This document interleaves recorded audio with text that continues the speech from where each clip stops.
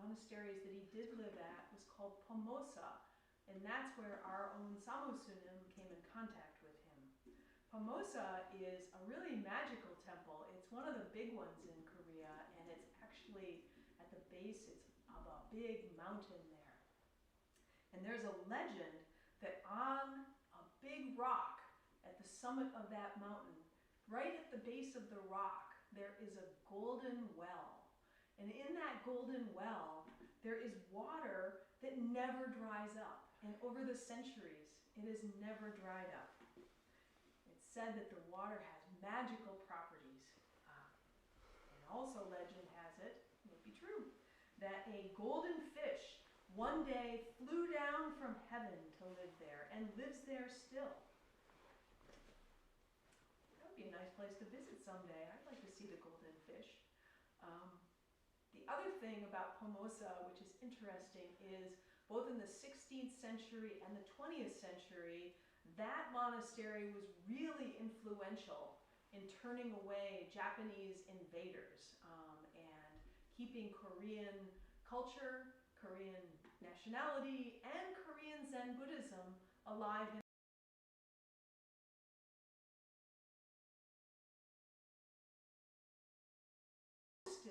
by disciples of the Japanese monks who came in, and it took the government of Korea to get involved and say, no, no, no, the Choge order has to remain in Korea, and Tongsan Sunim is the rightful patriarch. So he had a pretty darn dramatic history.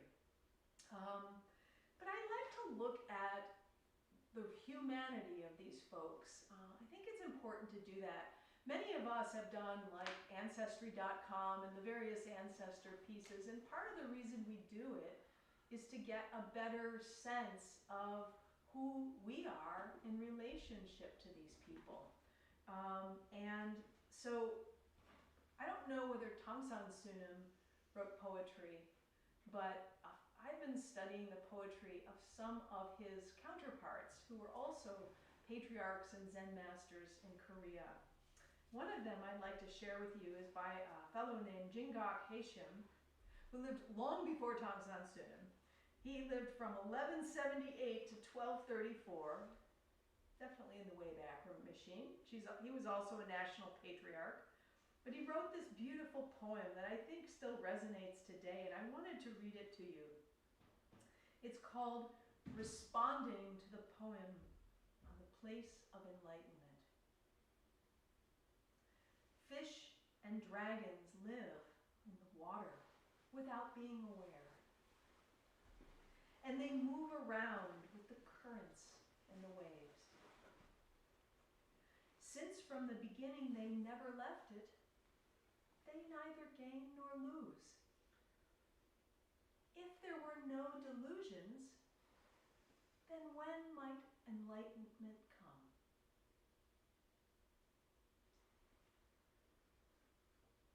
There's another Korean Sun master named Sosan Sunim who's quite renowned and wrote The Mirror of Zen, which is kind of a, I don't want to say Bible, but it's a central book in Korean Sun Buddhism.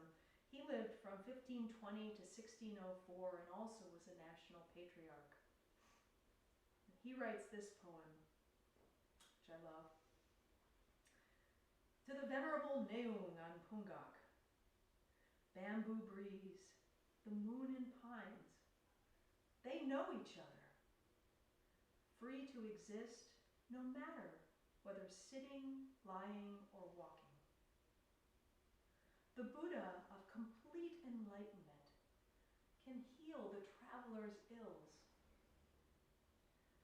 The Bodhisattva of perfect practice can stop a child's tears. For making tea, bitter herbs are boiled with their roots. For a frugal meal, fragrant herbs are steamed with their leaves. Should one ask, in this life, what tasks to follow? Only this: open both eyes wide. So why does it matter that we honor these guys? one reason we do that is to really honor our own presence and our own lineage. I'm going to show you a picture of Tongsan Sunam now. You see that? I'm going to hold it really close. That's Tongsan Sunam. Wowzers, she looks pretty serious. And then I have a picture of Samu Sunam, who is our founder. There's a picture of Sunam. And last but not least, certainly, I'm going to show you a big picture of Haju Sunam, who is right here with us at the temple most days. This is Haju. Also, wowzers, pretty serious. The reason I show you this picture, as opposed to other pictures of Haju, is because it is a serious picture of her. I had a student in a meditation class once say to me, "Oh, I met her. She's not nearly as mean looking as she is in this picture." And so it gave me really a good perspective, because I feel like even our little Tongsan Sunam, who looks so serious too, at one point was a young guy who was probably quite fun-loving. And I think it's important to keep that in mind. You know, I think a lot of people kind of have that serious face when they're doing things, but you have to get underneath that and see their humanity, and that's really important. But on the topic of honoring folks in this lineage, what's amazing is that all of these people, some of the rituals that we do and why we do things, and I know that a lot of us have thought that over the years. We come into this temple and we see the various rituals and ways of doing things that Tongsan Sunam had and Samu Sunam had and that Haju Sunam has. And sometimes our sort of discerning minds say, is it outdated? I mean, do we really need all of these things like the robes that I'm wearing and the Korean chanting and the prostrations and saying Yebol, which is honoring our ancestors every day? Is that stuff a little bit outdated? My own personal kind of bugaboo that I've dealt with over the years is really honoring the ancestors in our chanting. And the reason I've had a bugaboo with that is because I've kind of always defined myself as a feminist. And so it's been really hard for me to have this sort of line of men that I'm always honoring. And so the part of me that's the discriminating mind is like, you know, I just resisted it. And I would, even if when I did it, I didn't do it with my full heart, because there was always that part of me that was like, this doesn't seem right to me. This just, and so, you know, it was something that I just dealt with over several years. One day, I really, you know, we were doing Yebol, and I was like, you know what? The cause of women's equality throughout the world is not going to be diminished if I would just do this one day with my full heart and really try to give my heart to it and understand that there are beautiful women ancestors too, but that doesn't take away from these wonderful guys. And so I tried that, and you know, I think what I saw was right in front of me, and I could see it with fresh eyes, because I was able to take away my opinions and my discriminating mind and all of the chatter that goes on in my head. And it's not to say that ultimately I wouldn't like to see a Yebol that includes a lot of women ancestors too, and who knows, we might move toward that, but it doesn't take away of the beauty of these guys like Tongsan. And I think on that line, having to do with all the rituals, maybe the simple act that we have of the temple, of putting our shoes, heels back and straight against the wall, sometime will have the effect of one of us, that it'll come into our head as we're under a stressful situation, and it'll help ease us and calm us. Maybe when we bow here and do prostrations, one day those prostrations and the humility that we gain through doing that will help us. When we're sitting at a family table and the uncle who's always saying incorrect things and things that get under our skin, maybe because of that humility work, we'll be able to understand and open up to that uncle a little bit more and not necessarily agree with them, but understand that they are human beings. Maybe one day, because of all of the bowing we do to the Buddha and to our teachers, you'll be sitting in the kitchen doing the dishes, everyone else in the family has fled, and rather than resentment, you'll feel that connection to your teachers and your ancestors. And then suddenly your heart will open and you'll feel gratitude to the people who are around you, even if they fled the scene and left you with the dishes. You know, the rituals, they might seem arbitrary, but I think what's important is if we shed our minds, our heavy opinions about things, maybe we can begin to see a little bit of the wonder of our own existence and how we operate in the world. And maybe if we bow to our teacher, a little bit of their Dharma transmission will come to us through that simple act of bowing. I wanted to talk about that act of that sort of resistance that we feel through our opinions a little bit. There is a Buddhist text from our Zen tradition that is incredibly beautiful. Many of you know about it. It's called the Trust in Mind poem, or the Faith in Mind poem, the Shin Ming. It was written by a patriarch of Chan Buddhism in China in the 3rd century by a fellow named Seng Song. So I'm going to read you a little bit of this poem. It goes on longer, but I'm just going to read a little bit of it. It says, "The great way is not difficult for those who have no preferences. When love and hate are both absent, everything becomes clear and undisguised. Make the smallest distinction, however, and heaven and earth are set infinitely apart.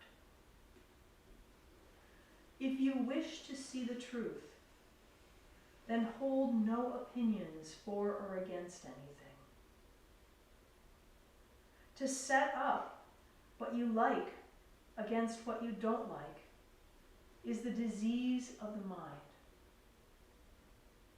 Do not search for the truth.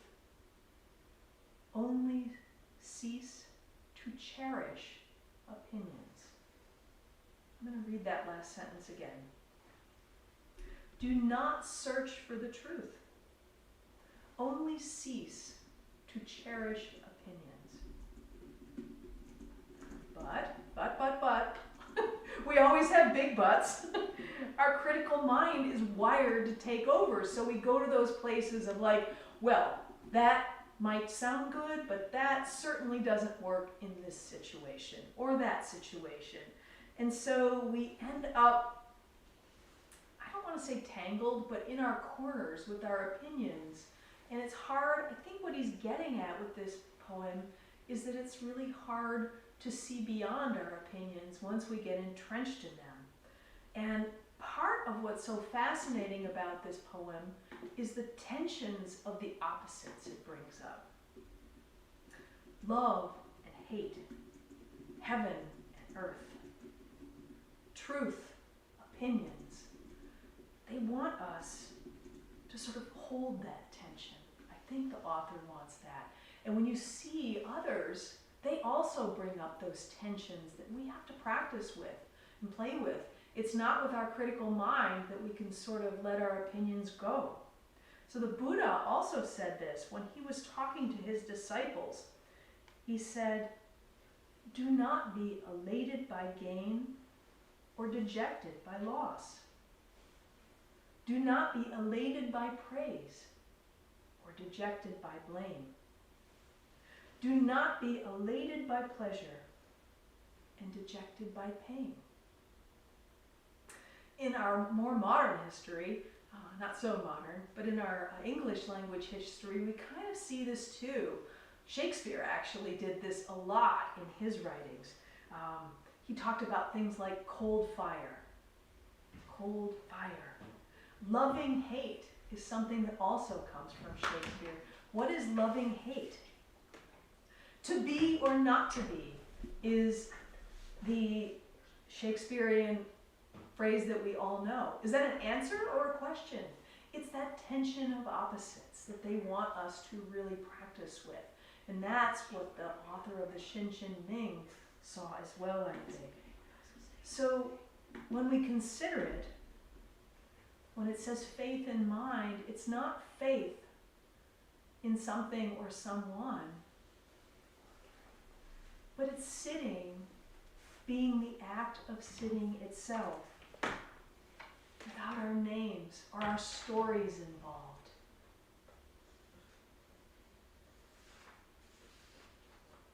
We're conditioned to believe that there's a truth. We have our truths and we hold them very close. I know I do. And I'm very quick to say someone else is wrong and I'm right. In our age, that's even amplified through social media. We sort of are like little creatures in our corners with our teeth bared, ready to pounce as soon as someone challenges us. But I think that our truths maybe aren't as firm as we think they are. And our opinions are not as firm as they think they are. It's true that in our everyday lives, well, actually, I wanted to read you a different translation of that last line I read in the Shinshin Ming. Here's another translation that I really like. It says, rather than focus on knowing the truth, simply cease to be seduced by your opinions. I'm going to read it again. Rather than focus on knowing the truth, simply cease to be seduced by your opinions. That, in our everyday lives, that seduction, I like that word, actually becomes a core principle of our lives. We're known for having our opinions. Some of us are paid a lot of money for our opinions. So we kind of walk around with that as baggage. And how do we then learn to soften? Because it's that softening that connects us to our Buddha nature. When I think of our ancestors, I really like thinking of them as sort of young people who were on fire with the Dharma. I can imagine Tongsan Sunim and Sosan Sunim, the whole group, like running around our temple and carving their initials into the white pillars at the front of the temple. And they would carve their initials and they say, I was here too. Isn't this place amazing? And take that spirit to us. And if I allowed myself to soften, just allowed myself to chant the names of those ancestors without the stories, without the opinions, with all my heart. And if I bowed a little bit more to my own teacher, that's the kind of thing that allows us to soften. Putting our shoes just so we come into the temple. Doing 3 prostrations when we enter into the meditation space. Tactily feeling our hands touch the ground and our palms open up. Foreheads touching the ground, or even if we don't have that accessibility, just making a bow. It's all very profound. Our Zen practice teaches us that the things that we view in our lives with such strong opinions, the things that make us think that things are so solid, ourselves, our opinions, everything around us. Our Zen practice teaches us that's kind of an illusion that we create for ourselves. And it's actually more like a river, just flowing, flowing, flowing. And there are these moments that we have where actually that flow we can see just in a moment. There's that curtain of delusion is just lifted for maybe just a short period. You may not believe that has ever happened in your life and say, well, that's for the enlightened ones. But I'm going to give you a few examples, and I want you to close your eyes and think of these examples that I'm giving you. You're sitting by a campfire. The embers are just going down. You're walking along a road and you hear the first spring peepers of the season. You enter your house and you smell fresh bread in the oven. And then you have that taste of that first bite of bread when it's slathered with butter. Those are moments absent of opinions, absent of right or wrong. They're moments of Buddha nature where we really connect to ourselves. And if the Shin Ming tells us anything, it's that those moments are precious. And our practice helps us to see those moments more clearly. And when we're sitting by that campfire, and we're tasting that bread, and we're hearing those peepers, it's my feeling that our ancestors are there too. And they're saying to us, I was here too. Isn't this amazing?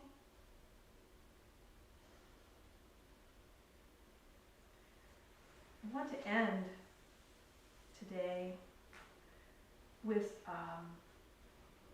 Native American, it's actually from the Diné tribe or Navajo tribe, a chant that they do regularly to their ancestors.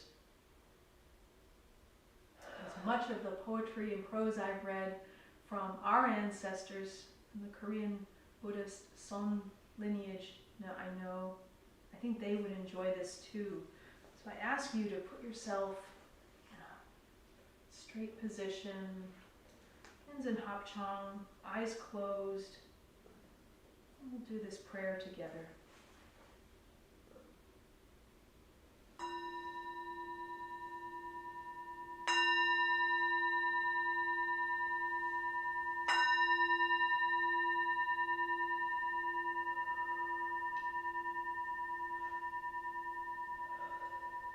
The mountains, I become a part of it.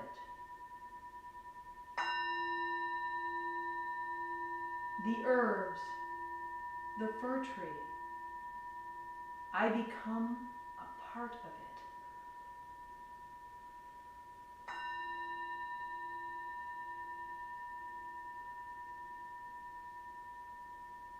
The morning mists, the clouds, the gathering waters,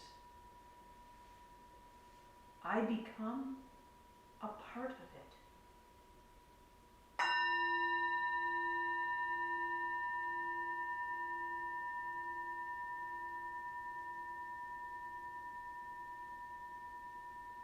The sun that sweeps across the earth,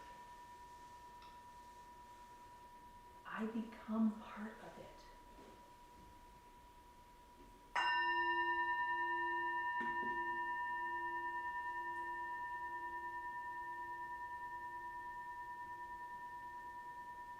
The wilderness,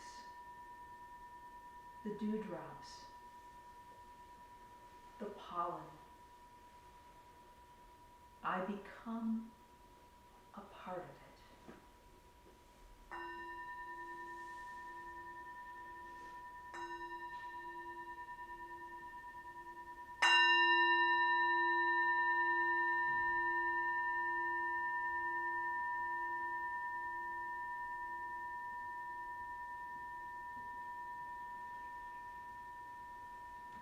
So glad you could join us today.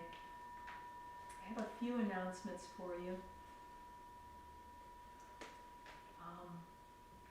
As you know, spring is sprung here at the Zen Buddhist Temple. We do garden work together as a team every Saturday from 3 to 5 p.m. All you have to do is show up, and we have gardening gloves. You'll be with a group of people. We'll be very safe. We all wear masks. And you can enjoy the outside, digging in the dirt. There's something very tactile about it. It's so sweet. So please join us. You don't have to reserve. Just come and show up. The second thing that I wanted to mention is that we have a new meditation class starting on April 22nd. And so you are welcome to sign up for that. And you can email us at AnArborZenTemple@gmail.com or call 734-761-6520 to sign up. It's a Zoom class, so we do it online, and so you don't come to the temple for that class at this point. And the third thing that I want to mention is the Wednesday evening sittings. They're very precious these days. We have really beautiful Dharma discussion. We have, we meditate together, we do a little chanting, and then we have a really rich discussion. It's a really powerful group of people. So if you would like to join us on Wednesday evenings, it starts at 6:30 and generally it's over by 8. And so you are welcome to do that. Again, it's over Zoom, so you'd have to sign up. So just email us at AnArborZenTemple@gmail.com and we'll sign you up for that.